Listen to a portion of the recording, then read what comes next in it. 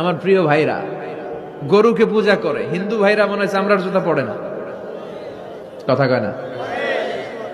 তো ওরা যে চামড়ার জুতা পরে, এই চামড়া কার চামড়া? খোদার চামড়া। ওদের খোদার চামড়া। আহা, খোদার চামড়া দিয়া পায়ে জুতা বানায়, কত বড় বেয়াদব, কত বড় সাহস ওদের! একটু আকল আর কমন সেন্স খাটালেই বুঝে যায়। সুবহানাল্লাহ পড়েন। 3000 বছর আগে মা কালী জিহ্বায় কামড় দিয়া 1.5 হাত জিহ্বাটা বাইর করে স্বামীর বুকের উপরে পাড়া দিয়া দাঁড়ায় আছে। এটা কোন ক্যামেরায় ছবি তুলছে, কে তুলছে, কি তার প্রমাণ আছে? কি প্রমাণ লাগবে না? বাবাই কয়, বাবা প্রমাণ যদি কোথাও না থাকে রামায়ণে আছে। রামায়ণে কি আছে? বলে ভগবান শ্রী রামচন্দ্র সর্বপ্রথম মা দুর্গার পূজা শুরু করে।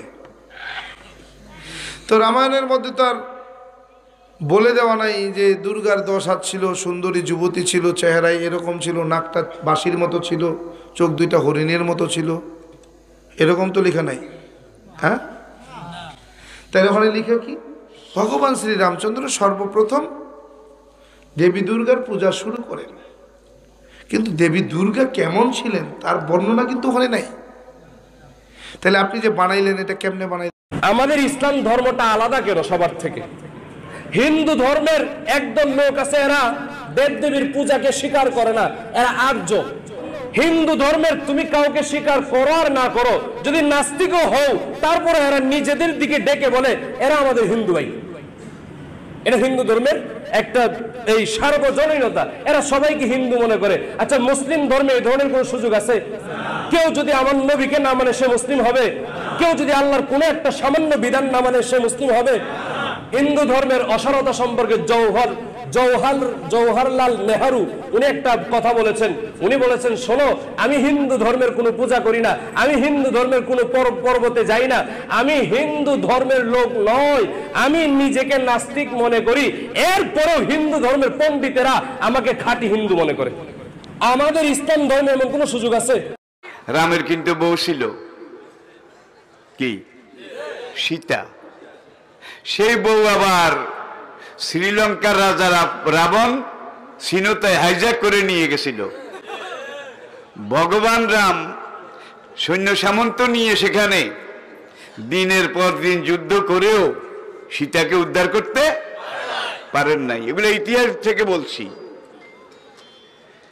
এরপরে ভগবান রাম বান্দর আর হনুমানের সাহায্য নিয়ে বান্দর আর হনুমান বাহিনী দিয়ে লঙ্কা আক্রমণ করে রাবণের পুরী জ্বালিয়ে দিয়ে সীতাকে উদ্ধার করেছে। তাহলে যেই রাম ভগবান হয়েও নিজের বউটাকে উদ্ধার করতে পারলো না, সেই রামের ক্ষমতা কদ্দূর, এটা তো আপনারা চিন্তা করলেই বুঝবেন। যদি এরকমই হয়ে থাকে, আমি তো সুপ্রিম কোর্টের প্রধান বিচারপতির দায়িত্ব। মুসলমানদের ভাগ্যে ঠাডা পড়ছে, কথা কয় না? মুসলমানদের দেশের মধ্যে 90% বেশি মুসলমান দেশে বসবাস করে।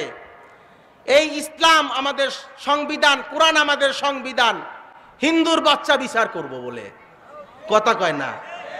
প্রধান বিচারপতির দায়িত্ব দিয়ে দিয়েছে হিন্দুর বাচ্চারে। এই ইসলাম সম্পর্কে কি বুঝবে? এই কোরআন সম্পর্কে কি বুঝবে? কথা ঠিক নেই। হাদিস সম্পর্কে কি বুঝবে? এই মালাউনের বাচ্চা, অভিশপ্ত জাতি, বর্বর জাতি, কথা ঠিক কিনা? মুসলমানদের ভাগ্যের ভিতরে